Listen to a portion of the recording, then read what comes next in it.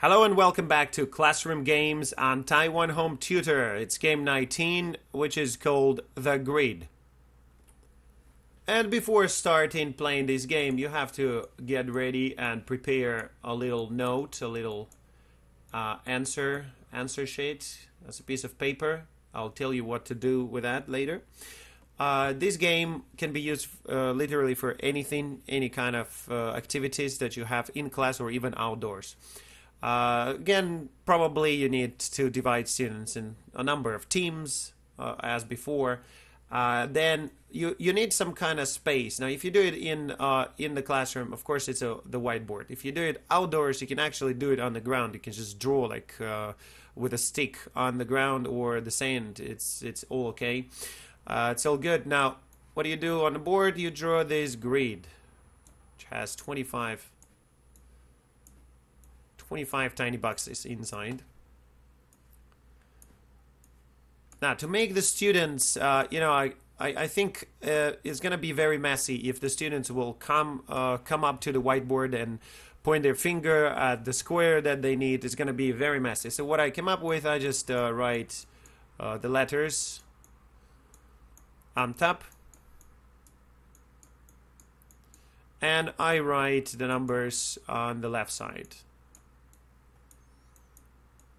And I teach the students, I basically point at the square and I tell them the way I want them to say it. Like, if they want the one over here, right, so they have to tell me B2, right? So you can, if the students are very, very young, so you can just take another marker and trace it, for them to let them understand what they need to say. But I gotta say, they learn this very, very quickly. They understand what they need to say and how to say it.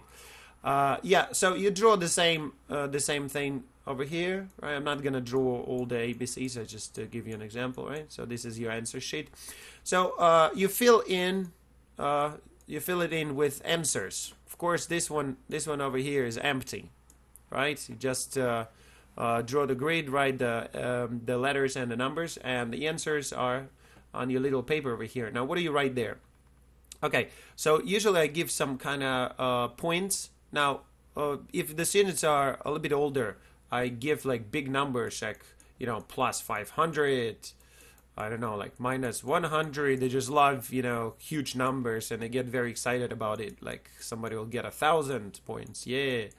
All right. You can add some other features to it, such as a bomb. So the whole team will lose all the points they have if they open up this one, right? If they get this one. Or the switch, right, where they change the points, and so on. You can just be creative with that. Now, if the students are very little, probably you just want to, stick to very simple numbers, 5 or 10. Now, I tend to do that because I want the students to actually count their numbers in the end of the game by themselves.